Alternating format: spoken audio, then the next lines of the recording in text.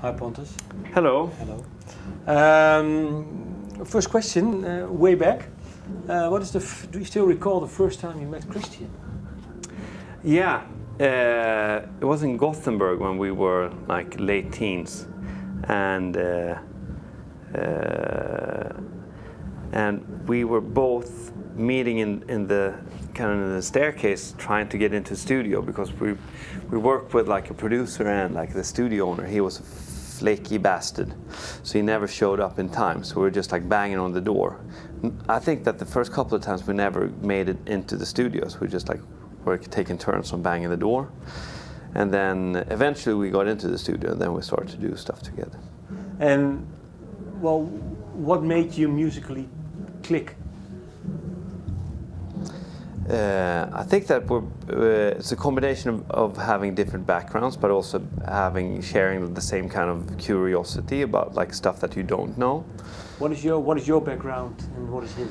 I mean, I came from like playing a lot of instruments and being like in a lot of bands like that, and grew up with like classical music and those things. And he came from more like punk rock and hip hop background. We both had like, at least I had tapped into like his world because I was a kid. So of course you like punk bands and hip hop bands, but I hadn't really quite done it. So I started actually doing, you know, when you have to replay samples, because they sampled way more stuff that they can afford to clear. So then they called me and I had to like redo the samples. Do you have an example of a sample that you had to redo? Not that I can tell you on air. We can take that after. That's good. Of course. Well, actually, what did he think of your background? What did he like about it? That I don't really know, but I think that we didn't spend that much time thinking about those things. I think we just like, you know, also when you're a kid, you only pay attention to what's going on right here and now. So it's just like we did some stuff that turned out great, and then we just continued. And what was the first stuff? What sort of style of music was it? I mean, it was he was a rapper, so it was his hip hop band. That was the first couple of things. And when did you actually work together in a more the way that you do it now? It actually doesn't really differ that much. It's just like the whole process of making music has been sort of the same all along. Which is for you? Which is kind of, you just have an open jam. I think also what we do is we don't have that many preconceived ideas of what it's going to be. We try to be open for like stuff that we like, basically. And the more ways you can find how to start a new song, methods you can come up with to write music, the better. So we don't really have like these old, like, you know, this method that we just stick to. I think that our thing was rather the opposite, and still is. Well, you've released your third album. Yeah. How do I pronounce the title of the third album? It's really up to you. People have said third eye. People have said three eyes. I like them all. So, but you won't share what your thoughts are. I mean, it kind of differs over time. Currently, I'm kind of like with third eye. Okay. Well, it was your first album, Miike Snow, was released in 2009. How do you look back on that album? It's been 7 years now.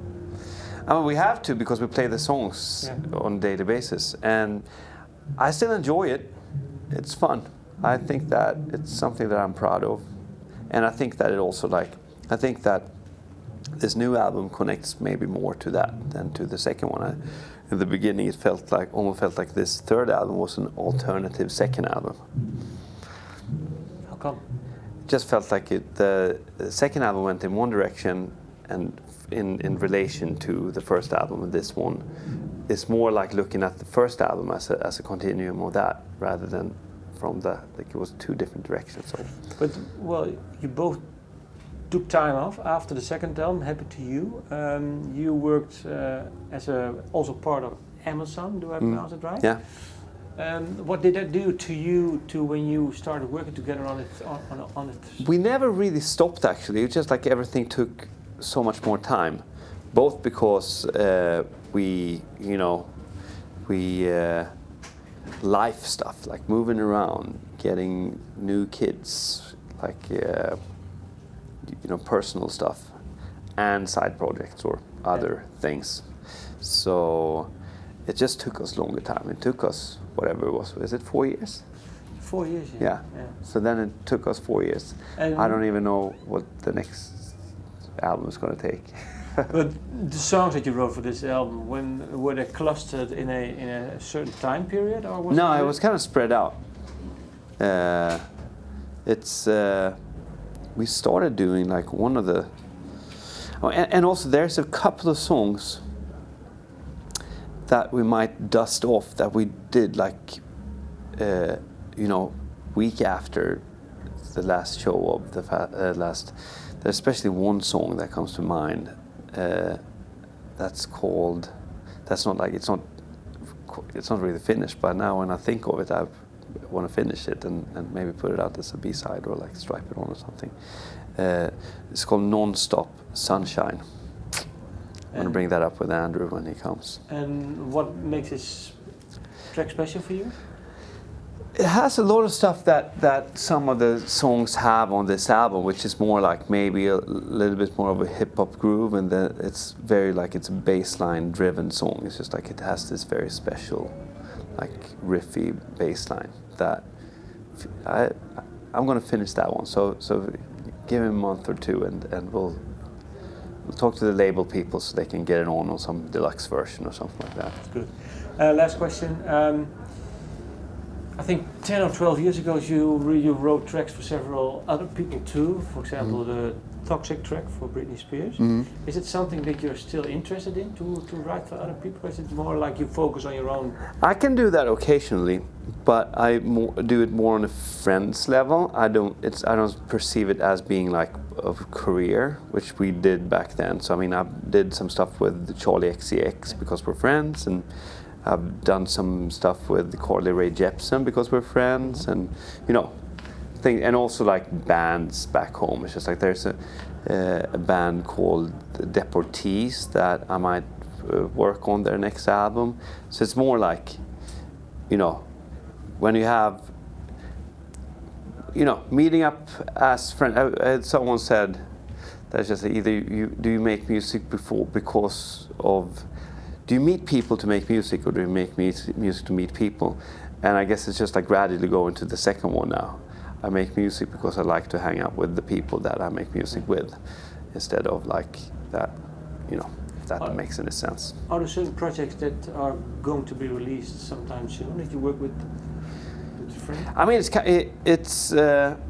it's not really my call. The Charlie XCX stuff is already released, and the rest, like the random stuff, is it's the process of making a pop album is crazy. You write like 70 songs and you pick 12 for them. So I don't know if the songs that I've been on is going to cut the album or whatever's going to happen, but it's fun and I enjoy doing it on a small scale. I'm not going to like pound my head into the wall and trying to knock out like songs in that way anytime soon. I think it's just like I enjoy other stuff too much. Thank you for your time. Thank you.